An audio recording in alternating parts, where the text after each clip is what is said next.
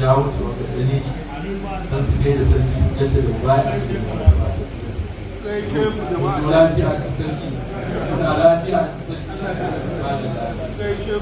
أعوذ بالله من الشيطان الرجيم بسم الله الرحمن الرحيم مرتبة سركي تبت mana da nasara a wannan shari'a martaba sarki jama'a da ne gaba daya kusan ma an ce har da kewaye wanda akwai waɗanda abokai ne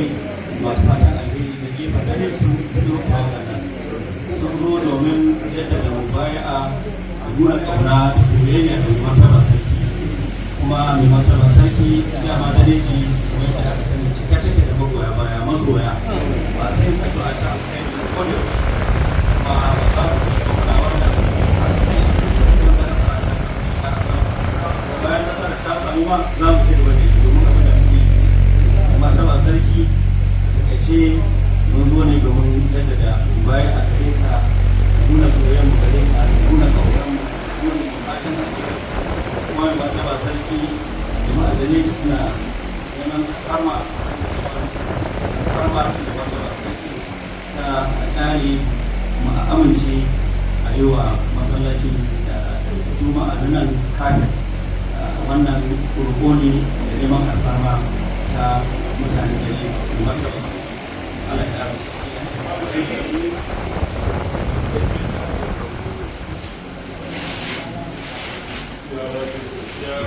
gyara ki muka kyau alifar gyara ki muka kyau alifar mai nasara gyara ki muka kyau alifar mai nasara lafiya alifar lafiya alifar mai nasara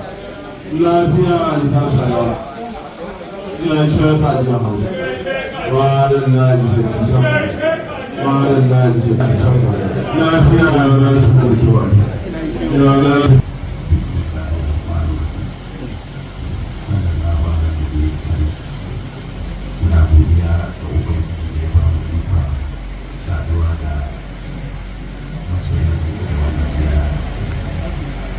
kasa wannan cewa tafiya a hausa ɗan da ne ne ko kama da wani ko wani mu ɗauko shi mu dawo da shi na tsarawa da ke kasa